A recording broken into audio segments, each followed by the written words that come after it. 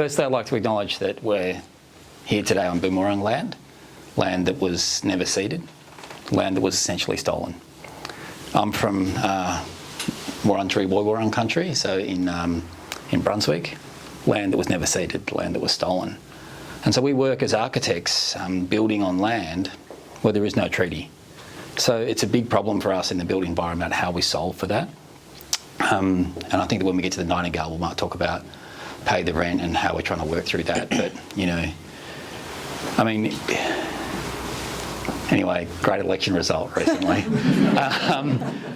And what an incredible acknowledgement by our new Prime Minister. So it doesn't matter which way you voted, you know, to have a Prime Minister that got up and talked about the Uluru Statement of the Heart in his opening sentence is pretty incredible, right? Yeah. And then in his first press conference to change the flags. Like, you know, yeah, I think that's pretty incredible times. So I'm hopeful that we're going to work towards a meaningful treaty and meaningful reconciliation in the next 4 years. But let's see how we go. Yeah, so Talia Hayes works with me at Breathe, and I asked Tals to come with me tonight because we want to talk about why we think that Breathe does what it does, and I guess it's kind of a circular question, you know, is it because Breathe is what it is, that it attracts a particular type of person, or is it the particular type of people that make Breathe what it is? And I think it's probably the latter rather than the former. So, you know, Breathe exists because we care about the planet and we care about humanity. And for us, we practice architecture not to draw buildings, not to draw elevations, but because we think that we serve, you know, a broader purpose. Can I just make a couple of disclaimers as well before we get started? So we're here speaking from a very binary space in that we work in a heavily male-dominated industry and all the women who work at Breathe identify as women. So we're talking from quite a black and white space, but we do want to acknowledge that gender is a spectrum. Yeah. So not an academic, I'm going to do my absolute best, but I will just be speaking from my experience as a woman within, I guess, the built environment. And I'd also like to say that my advocacy role is a very new one. And this is the first time I've done public speaking in a while, so please be kind to me, and I'm just going to keep sitting while you stand over there and lead the way. Yeah, so Talia works in advocacy at Breathe. So we're an architecture firm that has someone that works in advocacy because we think that the work that Talia does, you know, like in the energy sector, for example, you know, we pay her to do that. Doesn't make us any money, but we think that it's more important than the work that we do sometimes drawing a private house for, you know, a rich someone in the hills. Yeah. So we do aim to be change agents. You know, everything that we do, every project that we take on, you know, we want to have impact. So we don't do detention centres, we don't do correctional facilities, we don't do gaming venues. But we do, you know, housing for Aboriginal Housing Victoria, for example. And we do Nightingale Housing for, you know, a broad spectrum of society. And we'll talk about that in a bit. Every project that we take on, it's 3 clients, right? The client who pays us, the community, so the ones that have to live with our work, right, Tales? The ones that call us up to say, you know, oh, that thing that you built has taken my view. And the planet, without which, you know, our work is irrelevant, right? So we all operate within a broader system. You know, we're all kind of sealed into this sphere all together. We approach our practice through a triple bottom line lens. So an environmental lens, so we're a carbon neutral practice. You know, Tales has done a lot of work in the energy sector trying to understand, you know, and demystify what happens with our energy matrix. Like, you know, we've got some of the highest coal mixes in our energy in the OECD nations. And so the only way we've worked out to actually have impact without a renewable energy target set by an aspirational government, which we haven't had for some 11 years now, without that renewable energy target being set, the only way to impact the coal mix and our energy mix is to buy 100% certified green power. And so Tales has done all this work trying to unpack that. So it's kind of one of the things that we do as our practice, but we also share that with other organisation and institutions and our clients. Yeah, and every decision that we make is through the lens of sustainability. Yeah. So it's really embedded within our practice. Yeah. And then the second kind of thing of that triple bottom line, approach is social. So thinking about the people that we serve in our local community, the people that we serve as our clients, or the people that live in our buildings, And then the last thing is financial. So we think that there's a structural problem with the way that architecture is practiced in this country, that only 3% of our population can afford an architect to design their home. And that the other 97% of Australians are housed by volume builders or by property developers or by draftspeople, but only 3% of people can employ an architect to design their home. Mm-hmm. And so we think that means that as a profession, we're kind of out of touch. And so we want to make sure that good design should be available for everyone. A fundamental approach, so how do you do, affordability and great design, and how do you do that simultaneously? And how do you make sustainability affordable? Because historically, sustainability is expensive. Charles, remember when we used to go and be working on projects and they'd say, yeah, it's got to be 5-star Green Star, and then automatically the cost plan would say, well, we need to add 15% to the budget for that, And so basically our approach is one of a sustainability of reductionism. So this idea that we ask ourselves within the brief, what is required? Is it actually required? And if we don't need it, we take it out. So this fundamental idea of kind of building less to give more. And so this is the rooftop of one of our buildings called the Commons. It's in Brunswick. It looks south over the city and west out over Moonee Ponds. It's hard to see. There's the ATO building there, which actually looks like a cash register from a distance, which is pretty interesting. But this is the view from the laundry in the Commons. And the laundry in the Commons is a shared room. It's a beautiful room with 6 great big washing machines and a big shared trough there, and a place to store everything, like the beehive equipment there. It sounds a bit hippie, right? Take out the hippie thing, because sustainability shouldn't be about a niche group, right? It should just be mainstream. But the fundamental opportunity in this building is that everyone gets to share these 6 great washing machines, this great rooftop, and gets to hang out their clothes here, rather than building in 24 laundries into the building, 24 laundry troughs, 24 washing machines, 24 dryers, and then all of the living rooms get a little bit bigger. So we build less, it costs less carbon, and the apartments get a little bit bigger, so we give more. And the laundry experience then becomes, I would argue better. Yeah. Well, it depends whether you're introverted or extroverted. I think for the introverts, it can be a little bit challenging. Tals, do you want to talk to these few slides? I think this is interesting, right? Yeah, Breathe is made up of 80% women. And we actually had a look today at the statistics of how many men apply for our jobs and how many women apply for our jobs, because we're like, how do we end up with so many women? Surprisingly, it's pretty even. And in some instances, there were more men applying. But when it came down to the interview process, we found that generally men were less values aligned. So they were less concerned with the social and environmental causes that are a part of what we do, and possibly a little bit more about the iconic architecture building. So it was more that the women got through more, like the second and third interview process, and it just seems that we've ended up with more women in the team.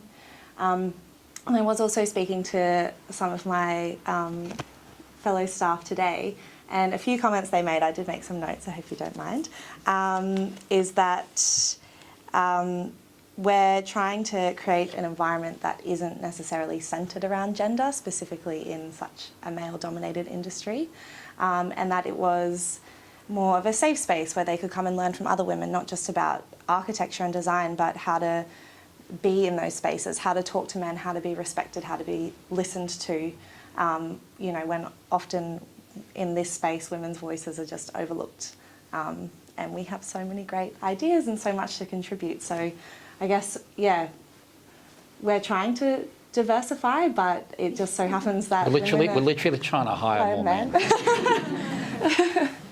We just want to talk through some quick stats. You do have a problem with gender equality, though. Yeah, we do. Yes. Yeah, it's so true. So, Tals, do you want to talk through these? This was pretty surprising, actually. I did a bit of research putting this together, and sadly, this is the current gender pay gap from, I think, 2020 to 2021. So it's still quite, So 22%. Amount.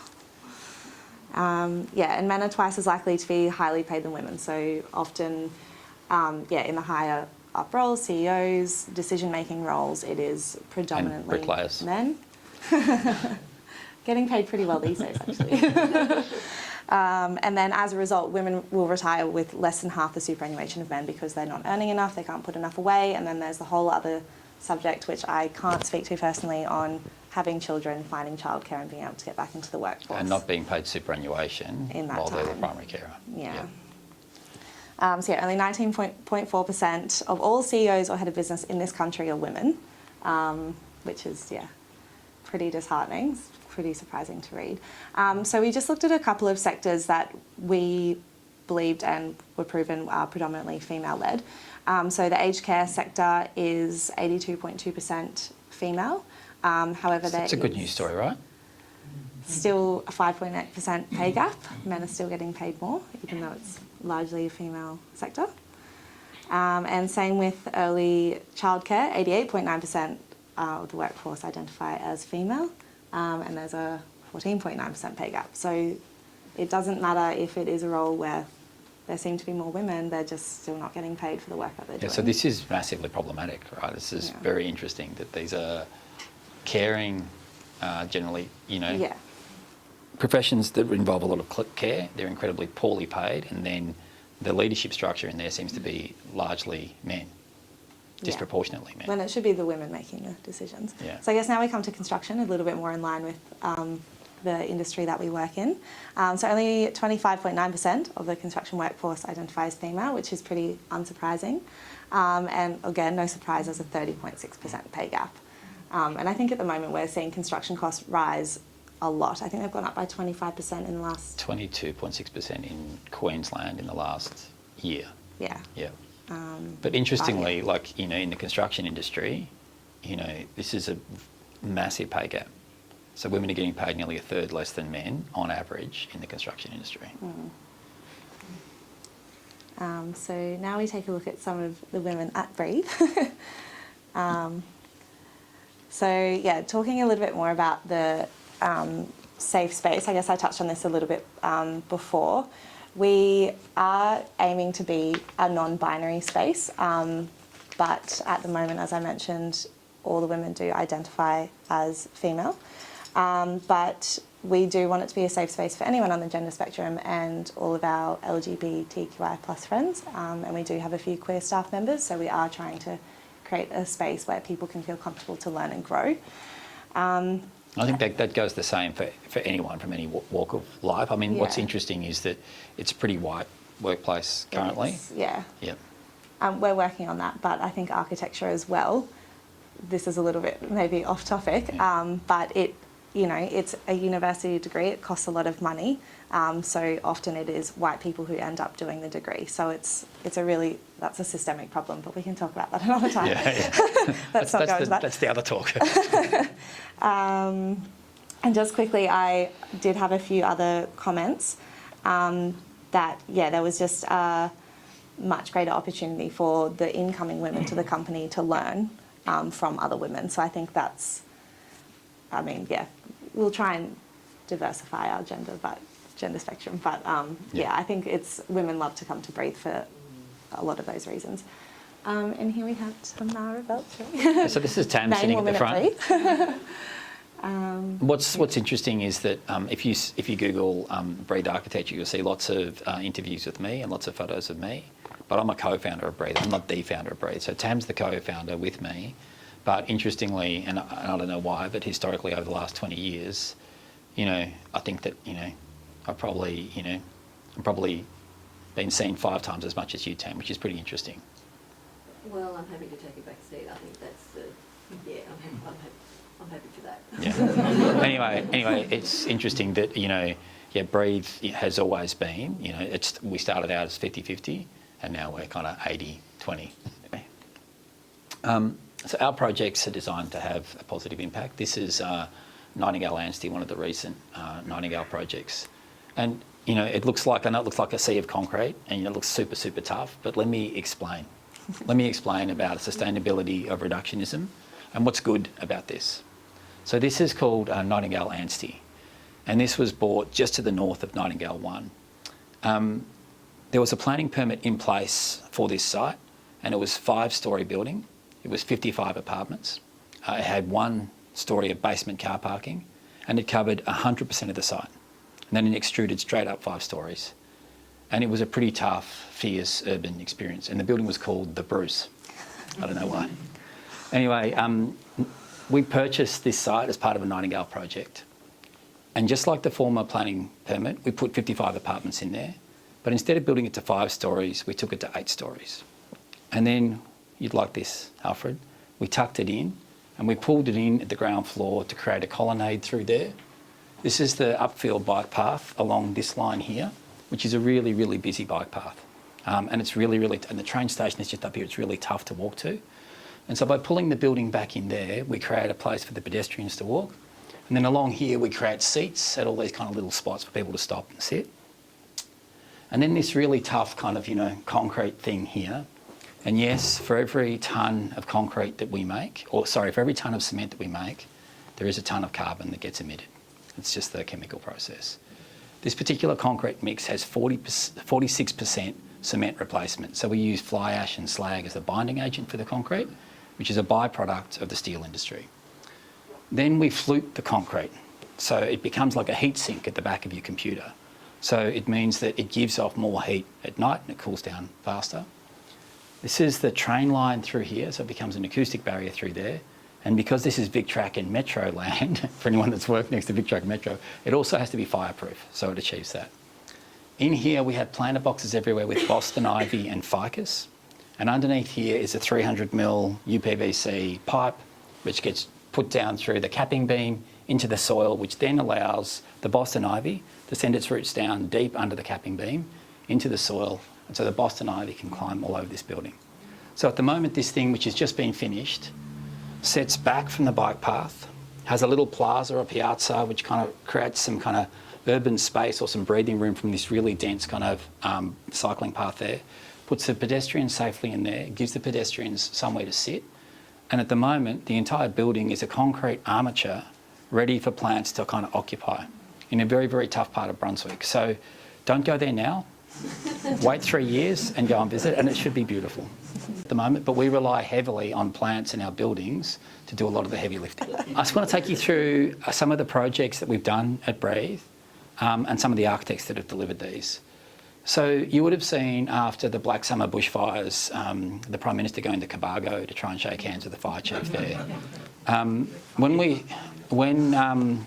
When the Prime Minister walked off, he said to the guy from the RFS, he must be really tired. Anyway, the RFS commander said, oh no, he's actually just lost his house. So we wrote to that firefighter that didn't want to shake hands with the Prime Minister, not because he didn't want to shake hands with the Prime Minister, but because he'd lost his house, trying to defend someone else's house, and we offered to build his house for him.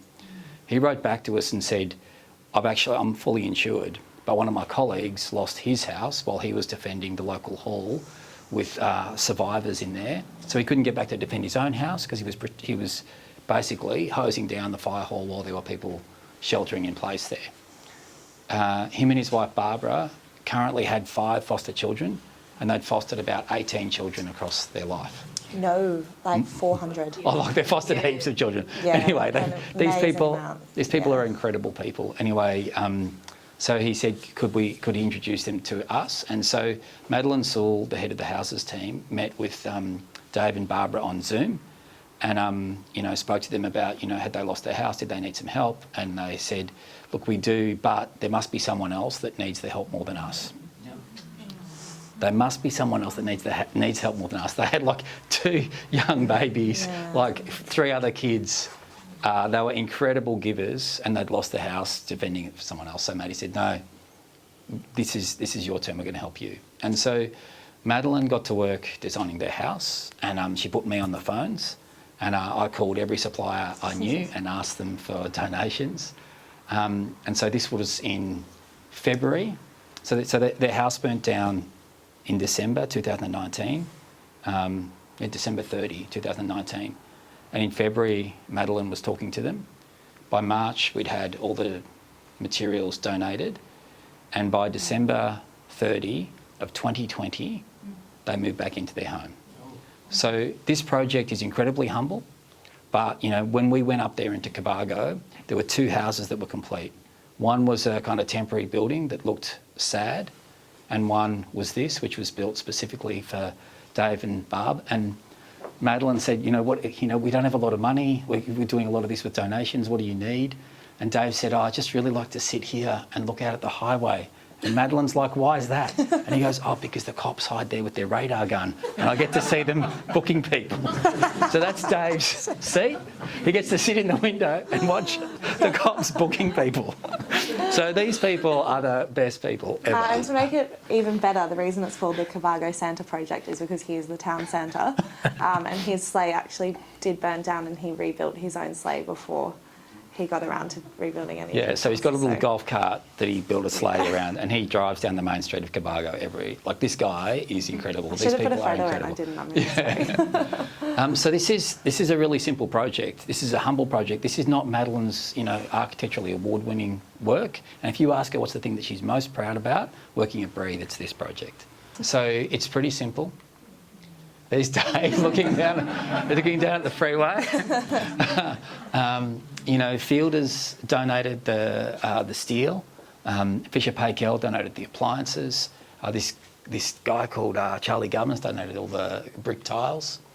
An Afghani refugee who started a company called Accent Windows. This guy Basir has built this incredible company called Accent Windows. He found out about this and donated the windows.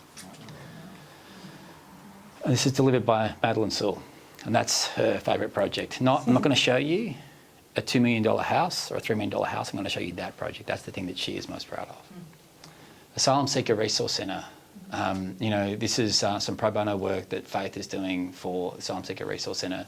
It's a food bank, and she said to do lots of work with lots of people from different communities to understand what it is that they need, to feel like valued members of our society, like it is a real retail experience for them, despite the fact that no money needs to take hands. So it's about giving them pride in a transaction. And autonomy as well, not just being handed food boxes of things that they don't want or don't need. Yeah, so they can go through and select their own things.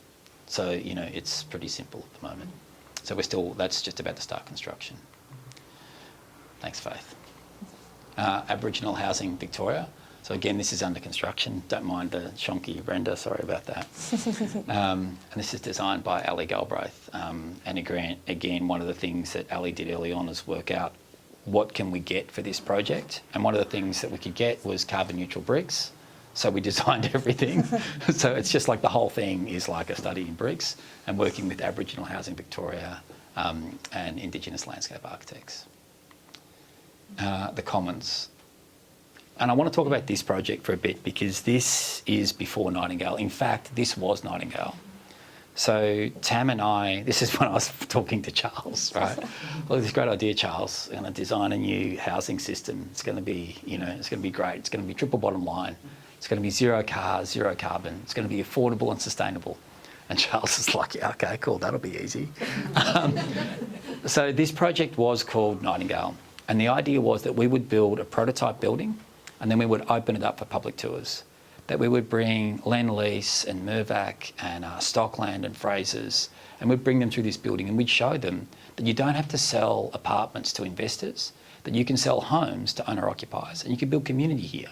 And that it doesn't need bells and whistles, but it needs a bit of heart.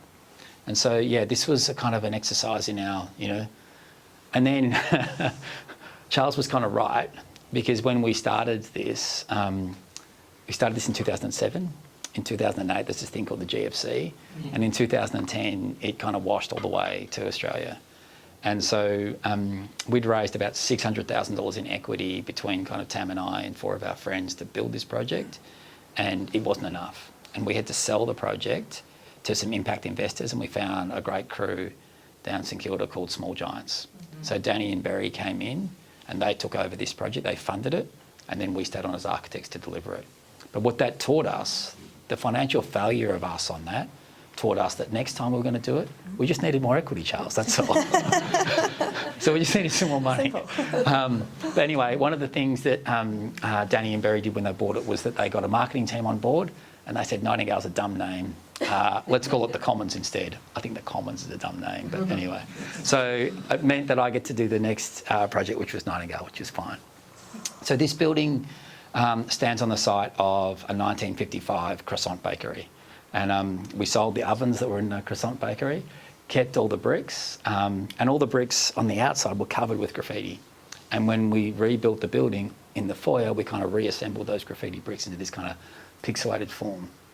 Importantly, one of the things, this idea of sustainability of reductionism for a specific demographic in Brunswick, you know, like the polling booth in Brunswick voted like 33% green in the Kevin 07 election. So this is deep, deep green in Melbourne. And so heaps of people that live in this building either don't have a licence or don't have a car. And so this was about trying to kind of respond to a housing crisis. We weren't responding to a car parking crisis. So this building has no car park. And why is that important? Because it reduced everyone's price of housing by $40,000 each. And when people are trying to access housing, then, you know, $40,000 makes a massive difference. These are the bricks that were kind of reassembled inside. So no carbon in these bricks, they've already paid down their life. The bricklayer thought I was insane. He wanted to turn around to the clean side. In fact, Go on. it's probably hard to read it, but he left a little message on there. Can anyone read that? It says, "Dick."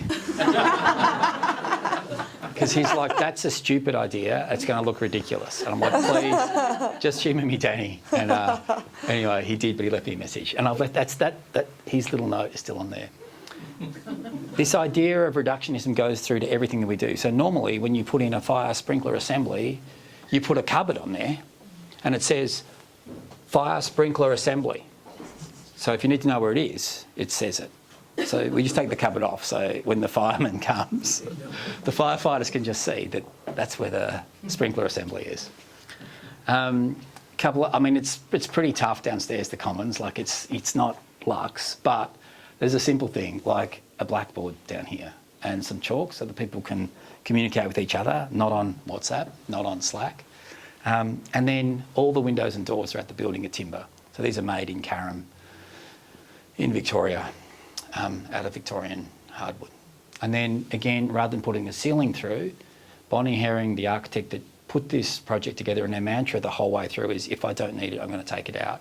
So instead of putting the ceiling through there, can I see who are architects in the room? Or, you know, working in architecture? Okay, cool. Yeah, all right, so you get it, right? To actually make that look like you plan to do it, you can't leave it to the services engineer.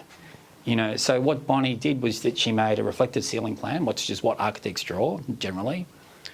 And then she drew another ceiling plan where she 3D modelled all of the services. So she gets the information from the hydraulics engineer, from the mechanical engineer, from the electrical engineer. And she gets all of that information, you know, the dry fire, the wet fire, she gets all of that. And then she builds a three-dimensional model. And then she makes another ceiling plan showing where all of that is. And then she gives a 3D model of all the services to the builder saying, I want it just like this. And the builder's like, what? Because normally we just throw that up there and then we cover it with plasterboard. And when you look under the ceiling, it's a mess. But by doing that, it means you take out all of that stuff. The apartments themselves are incredibly simple. So Bonnie doesn't put handles on her cupboard.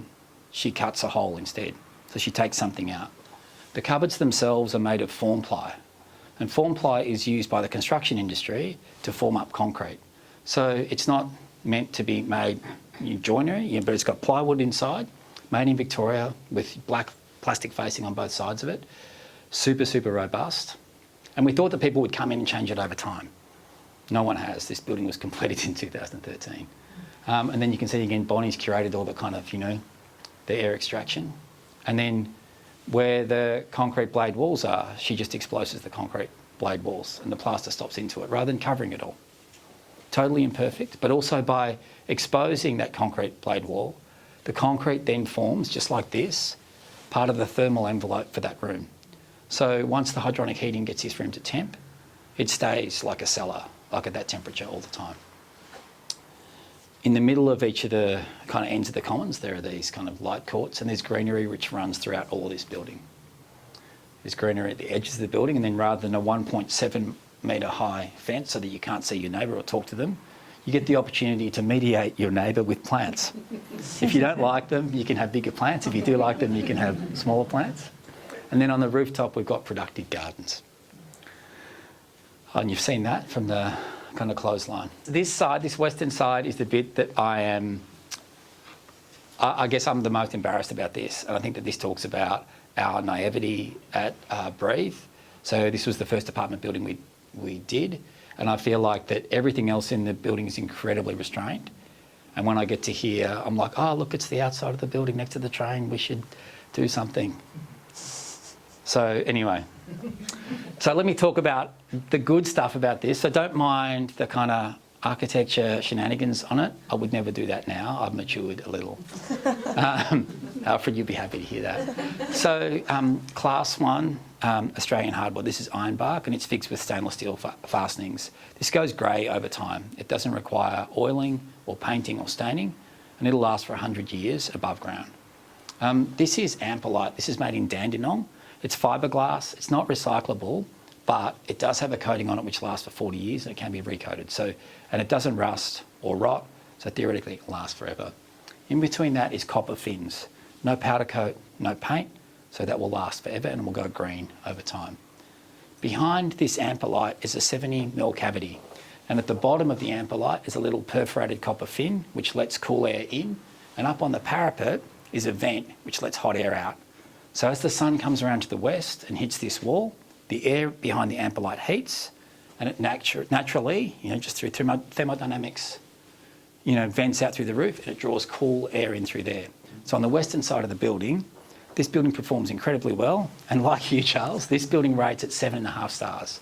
So it doesn't require air conditioning to operate in Melbourne. So instead we have heating, but not air conditioning. And that was delivered by Bonnie Herring. And when she did that, she was a graduate architect. She'd never done apartments before, and she changed the trajectory of apartments in Melbourne, and in fact, I'd say Australia, as a graduate architect at Breathe. She was unbelievable. She's now our director and head of sustainability at Breathe. We saw that the Commons, we had it kind of open for tours for a year. We had over 1,000 people through there, but none of our developer clients said that's a good idea. They said kind of that's an interesting idea, but they saw it as a blip on the radar, not a trajectory. And so, to Charles's point, we said, well, if developers weren't going to change the way they did things, we would just do it ourselves. So we established the not-for-profit Nightingale Housing, and we built this first project, Nightingale 1. And Tamara, who was working at Breathe, who'd never done development management for a project, ran essentially all the development management on this. We had some advisory services from Hip versus Hype, but Tam delivered it. Anyway, carbon neutral, no gas, 100% electric, consolidated heat pump on the roof, which does both the hot water and the hydronic heating.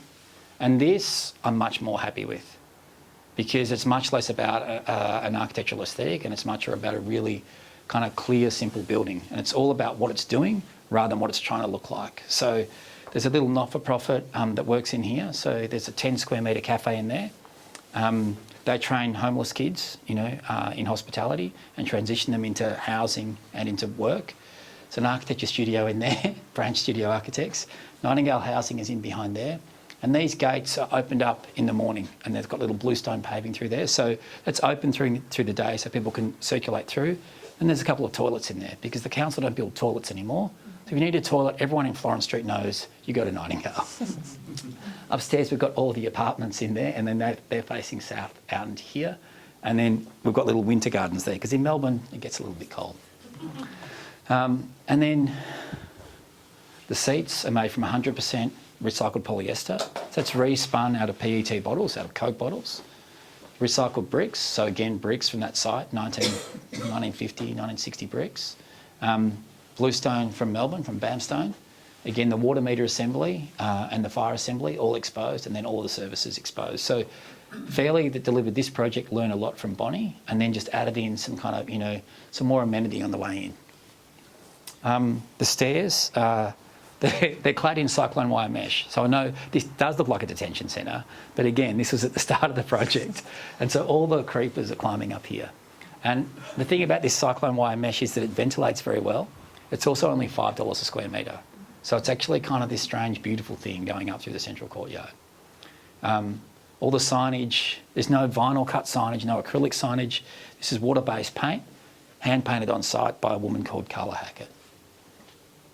And then we use black butt, so this is from southern New South Wales, and we use that as our acoustic attenuation in the stairs.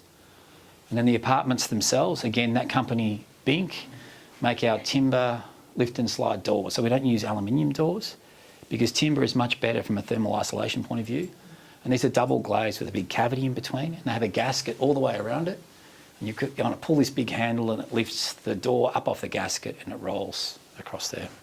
Just precast concrete inside, concrete bench tops. These taps are from a company called Broadware, but we're now working with a company called Sussex Taps that make carbon neutral tapware in Melbourne. And I think that's been, us pushing them from the side, but they've got a 100 megawatt solar array on their roof. They've got an electric induction furnace and they recycle 90% of their brass. Pretty simple apartments. Build less, skim more. Looks pretty tough sometimes. Dan's a very big guy, can I just say to you. The ceiling heights are actually big in there. He's like 6'4", that guy. Is 2-bedroom or? So they're in Nightingale 1, the south-facing apartments are 1-bedrooms and the north-facing apartments are 2-bedrooms. So in some of the more recent Nightingales, we've got some 3-bedroom apartments. But what we find is that what people actually need is a safe and secure roof over their head. And so in recent times, we've been building tile house apartments, which is like Nightingale's version of studio apartments. And do people know Cairo apartments opposite the exhibition buildings? Mm-hmm. So the Cairo apartments, well, the architects would know that's like by Best Overend in 1936. Incredible apartments, 24.1 square metres. So sounds horrible, right? They're selling for a bomb, the Cairo apartments. So we've built apartments at 24.1 square metres in Nightingale Village. And those apartments they cost us about $297,000 to make, and we sell them at $215,000. And then we put in a couple of 3-bedroom apartments and we sell them for $1 million, and then we cross-subsidise the studio apartments. And we thought that those studio apartments would be only for like a 32-year-old graduate architect desperately trying to get into the housing market. No, we actually thought it would be for nurses and teachers. And what we found is historically that was the case. And what we're finding now is the people balloting into those apartments are women in their 50s, 60s, 70s, and then in Nightingale Preston in their 80s. So women that are looking for, with no superannuation, that have separated from their partner, that were left some money from the separation, and they've been living off that money over time, and they've been kind of eating away at it, and they might have like $200,000 or $250,000 left, and they can't get a loan from the bank, And so they're left in this ridiculous situation where they've lived a productive life their whole life and they have no housing security. So the fastest growing cohort at the moment of homelessness is single women aged over 55. It's bananas. So that's our society, right? Also, you should probably all know that as of the 2016 census, there are 116,000 homeless people in Australia. We're the 3rd richest country in the OECD. And homelessness is a political choice in a country as wealthy as ours. Anyway, sorry. This is a bathroom at Nightingale 1. And so what you might see is no tiles. So this is the stuff that goes behind the tiles. This is fibre cement sheet. So what normally happens is you put fibre cement sheet, you put a waterproof membrane, you stick tiles up. Between all the tiles, you've got a 17% gap in your wall. You fill it full of grout, which is a perfect growing media for mould. And then you clean that kind of once a month or once a week, I don't know. I don't put any tiles in. And you clean that with bleach, and then you flush that into your tertiary treatment system, into your sewer. So instead, we use the fibre cement sheet. We put a 0 VOC, so no volatile organic compounds, no toxic material, as a coating over that. So we put that coating on it, and that's it. And we pull out like 17 kilograms of carbon per square metre by doing that. So, that's not including maintenance, that's just including installation. So, and then we specify raw brass accessories, raw brass tapware, and raw brass door furniture, all made in Melbourne. So we use raw brass because what normally happens is that they cast the brass hardware or the tapware, and then they wrap it, and they send it to the chrome plater. They get it chrome plated, then they brush it, then they wrap it, then they send it back to the factory, then they unwrap it, then they rewrap it, they put it in the box, and they ship it out to us. Chrome plating is incredibly energy intensive, and historically it's been really toxic. The problem with chrome too is if you wear a wedding ring, you slowly kind of chip off the chrome over time and it looks worse over time. With brass, it's kind of cool from the outset, and it gets better over time. And it's just honest, right? This is the rooftop at Nightingale 1. And then that looks back to the commons over there. And when the commons finished, it was so fierce. It just looked like all you could see was the chains before the wisteria grew. So the north facade of the commons was just a bunch of chains. And the Italian guy in the fashion factory across the road used to call it, was it La Prigione? La Prigione. Which was Italian for the prison. So this used to be called the prison from the guy across the road. But once the wisteria and the plants take hold, it turns into something incredible. Nightingale 1 was delivered by Fairley Batch.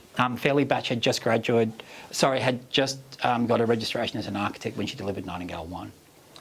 Nightingale Ballarat. And this is important because, you know, the city of Ballarat built a strategy plan about saying that there are less people living in the centre of Ballarat today than there were in 1904. So people have fled to the edges of Ballarat in little suburbs like Delacombe, in freestanding houses, in subdivisions, and they've all fled from the centre of the town, that people aren't living above shops anymore. So when you look at old photos of Ballarat, there's like trams in the centre of town and lots of people kind of doing stuff. And now it's kind of, you know, it's this donut that's empty in the middle. So the city of Ballarat want people to come back. And so this Nightingale project by Camilla, you know, is about kind of doing density well in the centre to say that we can do density well in a regional city like Ballarat. If you want to check it out, it's 11 Davey Street. Recycled bricks from Ballarat. This is the garden. Again, we like our cyclone wire mesh because remember it's only $5 a square metre, although after the last year it's probably more like $15 a square metre. We worked with the guy next door who's a local historian, and he had photos of the old signage that was on the building, you know, from about like 1930. And so we got another local sign writer to repaint the sign back on the side of that building. Carbon neutral tapware, Australian made terrazzo. The joinery was made, so all the cupboards were made in Ballarat. Again, this idea that, you know, you don't need a 1700 high fence. You can actually engage with your neighbours with your want, or you can grow wisteria there and then you can decide to cut an opening if you want to talk to them. So you get to decide, mediate your own kind of relationship with your neighbours. This was delivered by Camilla Carmichael. She's an associate at Breathe. So this is our leadership team at Breathe. You know, and you can see that I'm the only guy on the leadership team. We've got to do something about that. I think we'll elevate Shannon so that I'm not on my own. And look, the interesting thing for us is that, like a lot of the Nightingale projects, you know, and you think about the small giants, like with Danny on one side but Berry on the other side, but for a lot of the Nightingale projects to be possible, it wasn't about architecture so much, it was about funding and financing and getting people to believe in what we were doing that was important enough that people were prepared to take a risk or to find a way to push through a system that was set up against something trying to change the status quo. So yeah, we learned that, you know, through the Commons and Nightingale 1 that, yeah, that form follows finance. You've got to get the finance piece right. And so who do you talk to when the bank says no? And this is our kind of journey to getting funding. So you talk to an academic, first of all. So Dr. Andrea JAHM, she kind of reports. She's the one that wrote that report for the Smith family about the fastest growing cohort of homelessness in Australia. But she also is plugged into a whole bunch of kind of banks and finance and housing structures for not-for-profits. She introduces me to Melina Morrison, the CEO of the Business Council of Cooperatives and Mutuals. And then Melina starts introducing me to all these different banks and mutuals, so Bank Australia, Foresters, like all of those banks, Teachers Mutual, Unibank, and they all started coming through, and we were trying to get $6 million worth of debt for Nightingale 1. I met with 32 individual banks and mutuals, and the reason that I didn't speak to any of the big four banks is because of their fossil fuel lendings. We can talk later about that. I've softened my view on that, particularly with NAB and ANZ, and I'll tell you why later, because they have clear divestment strategies. But at number 33, I met this woman, Hannah Ebling, who's at Social Enterprise Finance Australia. And she comes through the Commons and says, this is incredible. We have to find a way to make this happen. And so she goes back to 5 of the other banks and mutuals that had said no, and she builds a lending syndicate so that all 6 of them put in $1 million each to fund Nightingale 1. It was ludicrous. It was very difficult. One of the investors was SVA, so Rebecca Thomas from Social Ventures Australia. And then in our recent project, Nightingale Village, which is, 6 buildings by 6 different architects, a whole carbon neutral precinct, a pedestrianisation of a street, a car share hub for 15 electric vehicles and 450 bike parks. Debbie Blakey at Hester, along with Mary Delahunty, not the Mary Delahunty from ABC, the other Mary Delahunty, which handles Hester's ESG, agreed to fund Nightingale Village. And then there's a group of incredible women that work at NAB and ANZ. So Kath Leong at NAB, Lisa Wade at NAB, Casey Moorcroft at NAB, Catherine Carver, like way up the food chain at NAB, Anita Fleming at ANZ, Charlotte Ahern at ANZ, and then Karen Kakis, whose literally her job at ANZ is housing strategy. So she's been employed by Shane Elliott, the CEO of ANZ, to try and solve a housing problem, which is big government's problem, which is a societal problem. And now we've got people in banks trying to solve, our housing crisis. So in industries historically dominated by men, the women are leading on positive change. And that's been my experience. I think it's been yours. Yes, definitely. Yeah, and it's been interesting, working at Breed, like with an architect like Bonnie Herring, going to a meeting and she's the smartest person in the room every day of the week.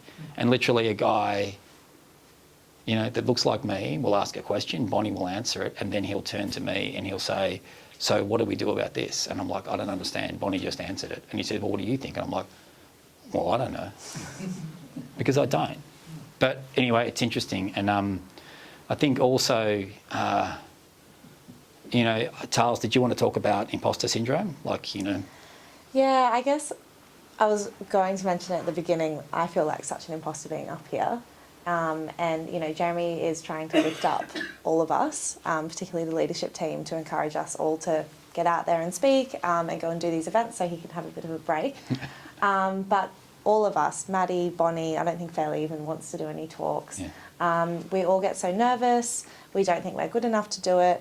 And if you've ever seen any of those women speak, they're geniuses. They're so brilliant. They're so warm. They're so intelligent.